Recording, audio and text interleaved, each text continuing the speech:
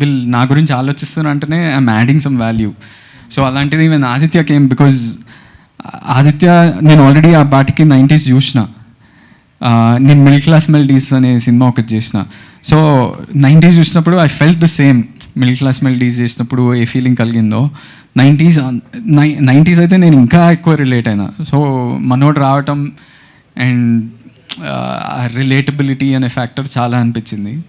And I don't know Aditya went to UK studied and all of that. So I related even more. నేను కూడా యూఎస్కి వెళ్ళి చదువుకొని మళ్ళీ job చేసి రిటర్న్ వచ్చిన. So I feel special to get this character. Aditya గారు అండి, అంటే ఇది ఫస్ట్ సెమిస్టర్, దీని తర్వాత చాలా ఉన్నాయని చెప్పేసి అన్నారు. లైఫ్ స్టోరీస్ లాగానే ఉంటాయా? ఇది ఎంతవరకు అంటే ఒక కాలేజ్ లైఫ్ వరకు ఉంటుందా, జాబ్ లైఫ్ వరకు ఉంటుందా, ఎక్కడ స్టాప్? కాలేజ్ లైఫ్ వరకు ఉంటుందండి. దీని తర్వాత then is a final semester. ఈ సినిమాకి సెకండ్ పార్ట్ ఉంటుంది. Okay, ya right.